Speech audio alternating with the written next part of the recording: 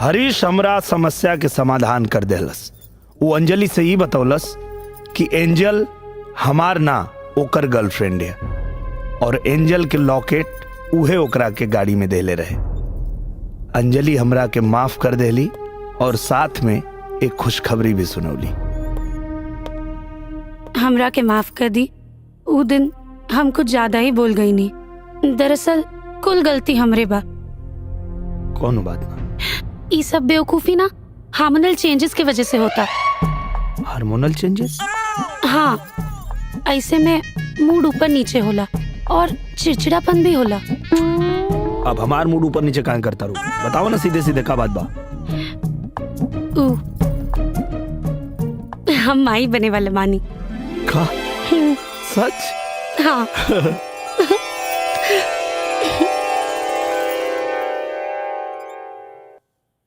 अंजलि माई बने वाली बाड़ी, मतलब एंजल भी। लेकिन का अंजलि की तरह एंजल भी माई बने खातिर तैयार हो जाए हैं? ये सोच के हमार खुशी घबराहट में बदल गई।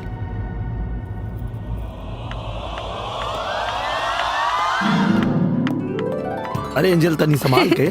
अरे तू तो ऐसे बोला तारा जैसे कि हम माई बने वाला बानी। एंजल एंजल एंजल, एक बात बताओ, माई बने के बारे में का सोचले बाड़ू? एमे सोचे के काबा जब हमरा के माई बने ही के नहीं खे।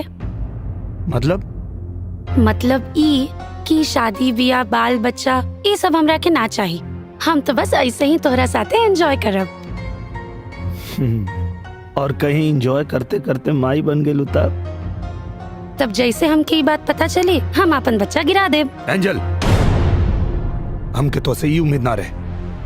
अरे का भइल? नीरू,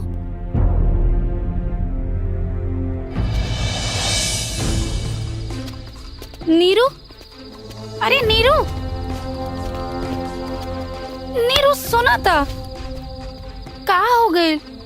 जब हमरा के माई बने ही के नहीं खे तो एमे का प्रॉब्लम बा? प्रॉब्लम एमे नहीं खे कि तोके माई नहीं खे बने के। प्रॉब्लम एमे बा कि अगर तू माई बन गईलू तो अपन बच्चा गिरा देबू। हाँ, सच तो ये है कि तू माई बने के लायके नहीं खो। बिल्कुल सही कहा तारा। हम माई बने लायक नहीं की और ना ही तोरा साथ रहे लायक बानी। यही से आज के बाद हमरा से मिलना की कोशिश मत करियो। वक्त और हालात हमके ऐसने मोड़ पे लिया के खड़ा कर देलस कि हमके अपने बच्चा के अपने ही बीवी से बचावे के बा। और ये कैसे हुई हमरा नहीं के पता।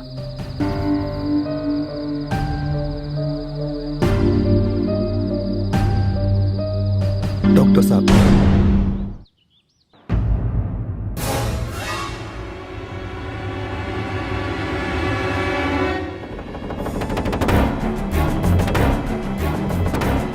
बेटा जी, ये पागलन की डॉक्टर के घरे में काहे बोलो रहा? काहे कि आप हॉस्पिटल जाए खातिर तैयार नहीं थी। अंजलि बच्चा चाहती है और एंजल ना। ये समझावे खातिर ई पागलन का डॉक्टर तोहर घरे आइल बा। हमार बेटी पागल नहीं की डॉक्टर। ओकरा बारे में ये सब बात बोल के समाज के सामने ओकर तमाशा मत बनावा। ओकरा कोनो समस्या ना हो, एकदम ठीक बा बस। हमू तो यह कहता नहीं कि अंजलि के कोनो प्रॉब्लम नहीं खे। प्रॉब्लम तो रउआ में बा। हमरा में का प्रॉब्लम बा? राउल प्रॉब्लम ई बा कि राउल के अपन बेटी से ज्यादा अपन इज्जत प्यारी बा, अपन मान अपन सम्मान प्यारी बा, अपन बेटी के कम और दुनिया के चिंता ज्यादा बा कि लोग का सोची, लोग का कही। रउआ खातिर ई बहुत महत्वपूर्ण बा। रउआ दुनिया के चलते अपन बेटी की बीमारी के ना अपन बेटी की नजरअंदाज के बानी। चली कोनो बात ना। रउआ के हिसाब से एंजल ना आई तो ठीक बा, लेकिन अगर कहीं एंजल आ गई और अपन बढ़ल पेट देख लेलस और बच्चा गिरवा देलस तो अंजलि के दिल पर बहुत बड़ा सदमा लगी। और इस सदमा ओकर जान भी ले सकेला। और एक जिम्मेदार सिर्फ आप पर जाए, सिर्फ आप पर। डॉक्टर साहब, कुछ तो उपाय हो, टेम्पररी ही सही।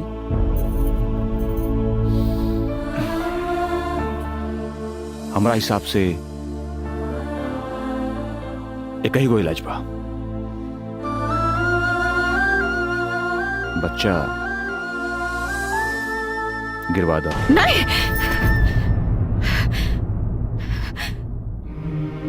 नहीं डॉक्टर साहब सही कहता रहे। अंजलि एंजल बनल हमरा वजह से। काश हम दूसर ब्याह न कैले हुए। अंजलि का इलाज बचपन में ही करा देले रहे ताजी नौबत ना आवत।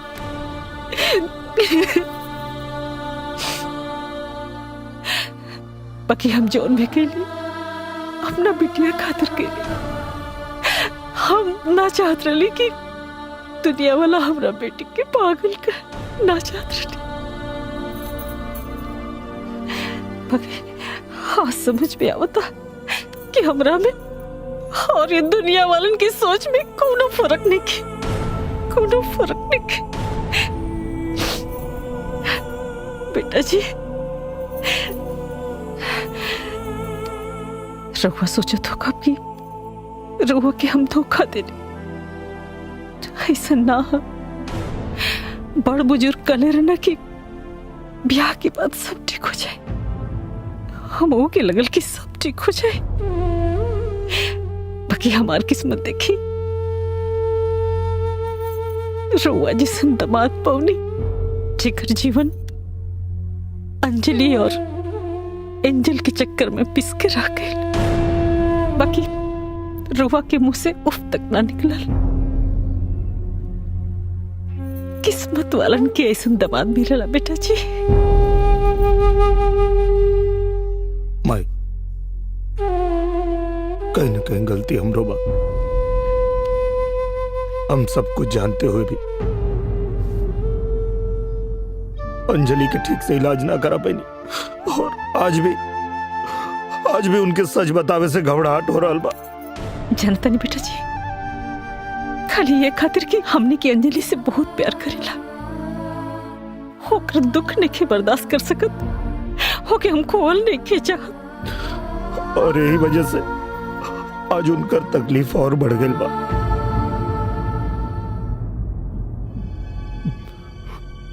पर माई कबो कबो कठिन फैसला से ही सही फैसला मिलेला। लेकिन बेटा बच्चा गिरावे खातिर अंजलि कबू तैयार ना हुई। हमनी के उनके कैसे हो यकीन दिलावे के पड़ी कि बच्चा के डिलीवरी उनका खातिर जानलेवा हो सकेला। बिल्कुल ठीक, यही सही रहेगा। हम समझाए अंजलि के। अंजलि हाँ कहाँ जाते रहो? हम मॉल जाता नहीं, हमरे ढेर सारा शॉपिंग करे के बा। कौना चीज के? हेलो, हम माई बने वाला बानी। रहुआ के तो कोनो फिक्रे नहीं खे। हमके तो लागता रहुआ खुश भी नहीं की। अंजलि कुछ बात करे के रहे तोरा से। का? वो डॉक्टर कहत रहे कि ये बच्चा तोरा खातिर जानलेवा साबित हो सकेला। तो हमके लगा था कि गर्भपात करा दिया जाओ। का? ई का कहता नी? रहुआ होश में तबानी? रहुआ जानता नी ना कि बच्चा खातिर हम कितना तरसल बानी? हमके पता बा, लेकिन हमरा खातिर तू ज्यादा महत्व रखे। बच्चा ना। लेकिन हमरा खातिर हमार बच्चा। सुना बिटिया, तू बच्चा खातिर तैयार बाड़ू? हाँ, पर काहे? काहे से कि ई डिलीवरी तोहरा खातिर जानलेवा भी हो सकेला। हम तोरा के खोल नहीं खिंचा। अरे तू हमार इकलौती लाडली हो ना। माई, ई का हो गइल बा रउआ लोग के? पहले यहाँ के और अब तू के बा तू लोग के? उ पागल डॉक्टर जे कहता कि बच्चा हमरा खातिर जान लेवा बा। चलो चलो, हम तू लोग के अपना डॉक्टर से मिलवा बतानी। चलो। घबराने की कोई बात नहीं, माँ और बच्चा बिल्कुल ठीक है।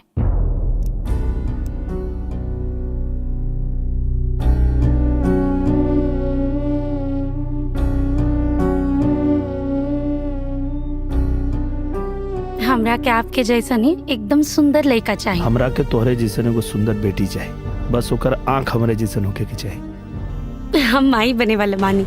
का सच? हाँ। हमरा हिसाब से एक ही गो इलाज बा, बच्चा गिरवा दो। माई बने के बारे में का सोचले बाड़ू? एमे सोचे के का बा, जब हमरा के माई बने ही के नहीं खे। और कहीं एंजॉय करते करते माई बन गेलू तब जैसे हमके ये बात पता चली, हम अपन बच्चा गिरा देब। एंजल, ई का हा? हरीश, हमार बच्चा। बच्चा कहाँ बा? बच्चा ये देख, हाँ हाथ हाँ हाँ और ये पेट और पैर अभी बन रहा बा। बच्चा अभी बहुत कच्चा बा।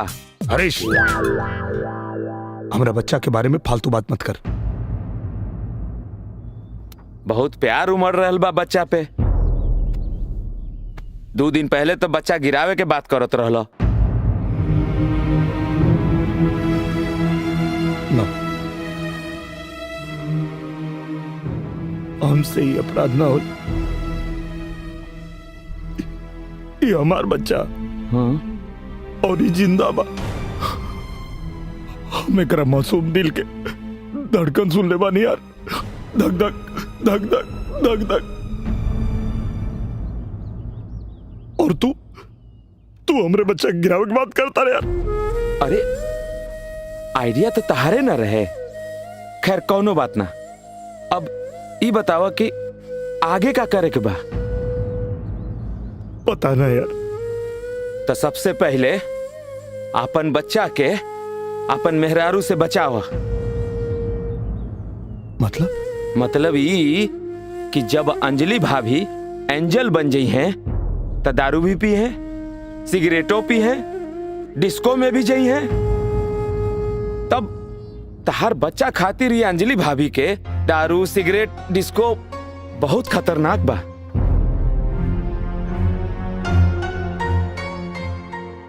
कुछ करे के पड़ी यार।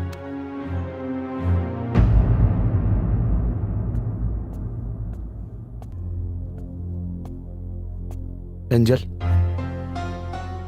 कुछ बात करे के रहे तो से। कहे सुने के टाइम बीत गए नीरू। प्लीज एक बार हमारी बात सुन ला, फिर तू कबो तो हम तो से कबो बात ना करो। और रात खातिर हमके माफ कर दो। हमारी इरादा तो के चोट पहुंचावे के ना रहे। ये सब बात के का फायदा है? सुना, तू जा यहाँ से, हमके लेट होता, हमके पार्टी में जाए के हो। प्लीज मान जा। हाँ, जाइबा कि ना यहाँ से? Please angel, just go. ना मनबो? ना।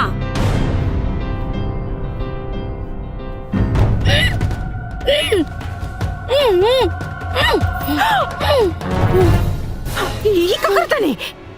ये सब कहा? अरे अरे खिड़की का बंद कर दी। खिड़की खोली। दामाद जी, दामाद जी, दामाद जी, दामाद जी।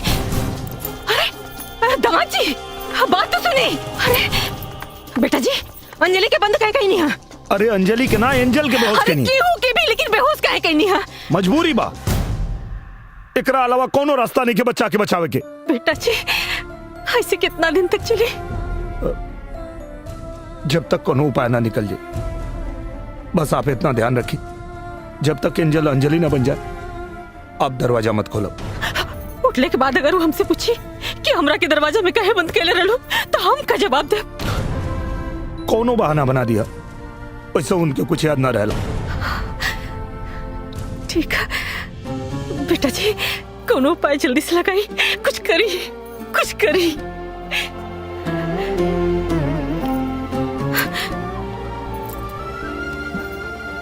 हम कुछ उपाय सोचा था।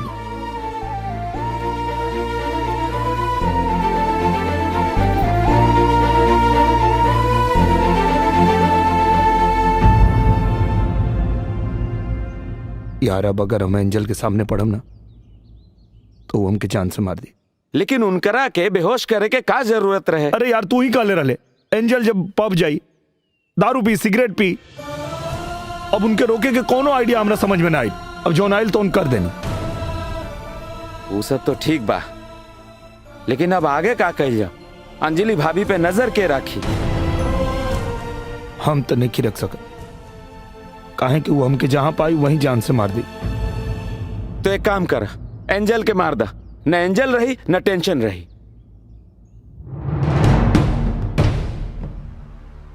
सही कहता रे तू। का एंजल के मार देता नहीं? एंजल के मार देता नहीं?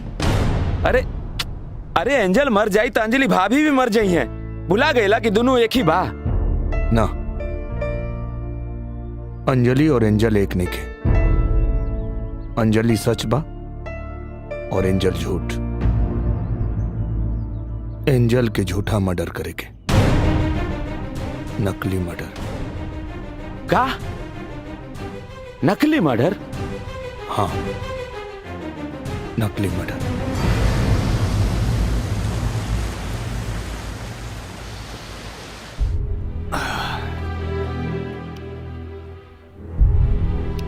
पता ना, पर एंजल अंजलि का दिमाग का उपज है। अगर अंजलि का दिमाग में एंजल मर जाती है तब कमा सकेला तुम्हारा आइडिया। लेकिन ये तू करवा कैसे? हमार भाड़ा के गुंडा लोग उनके किडनैप करी हैं और उनका के एगो सुनसान जगह पे लेके जाए, वहां उनके नकली गोली मारल जाए। गन के गोली में नशा हुई और एंजल बेहोश हो जाए। अरे इतना ड्रामा करे के का जरूरत बा? साफ साफ अंजलि भाभी के बता दिया जाओ कि एंजल कर गई भी है। अरे एंजल अंजलि के दिमाग इस्तेमाल करे ले तो कहीं ना कहीं अंजलि के दिमाग में छप जाए कि चाहिए कि एंजल मर गई। एक खातिर ही ड्रामा खेल जरूरी बा। बिल्कुल सही, यही ठीक रही। हेलो हेलो हेलो हेलो बेटा जी, बेटा जी, एंजल, नहीं नहीं, अंजलि अंजलि। अरे का बोला तानी? साहब साहब बोली। एक मिनट एक मिनट बेटा जी, एंजल अंजलि बन गए रहे। हम जब दरवाजा खुली कुछ गुंडा लोग गई ना, उठा के ले गई ना। का? बच्चे के बहुत कोशिश केलू से बेटा, बाकी जबरदस्ती उठा के ले गई ना। ओकरा के बचा लो बेटा। तू चिंता मत कर, हम अभी पुलिस स्टेशन जाता नहीं।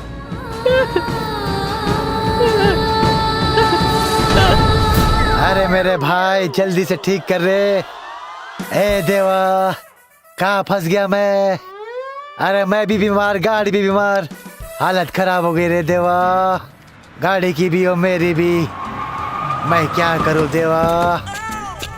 ऐसी जगह पे मेरी ड्यूटी रखा है, कुछ समझ में नहीं आ रहा मेरे। डॉक्टर बच्चन साहब, आप? डॉक्टर बच्चन? अरे अच्छा हुआ आप आ गए। देखो ना, हम तो बीमार है ही, अब साथ में गाड़ी भी बीमार हो गई। खैर गाड़ी का छोड़िए, हमें ठीक करिए। अरे सर, मेरी वाइफ किडनैप हो गई है सर। क्या बात कर रहे हैं डॉक्टर साहब? भाभी जी तो कुछ देर पहले टैक्सी में कुछ लोगों के साथ यहाँ से गई और हमने भाभी जी का चेहरा देखकर गाड़ी चेक भी नहीं किया और यहाँ से जाने दिया। अरे सर, वही लोग तो किडनैप किए हैं। क्या वो लोग किडनैपर थे? ओ, अगर वो लोग किडनैपर है तो मैं भी इंस्पेक्टर हूँ। मुझे पता है वो लोग भाभी जी को कहाँ लेके गए होंगे।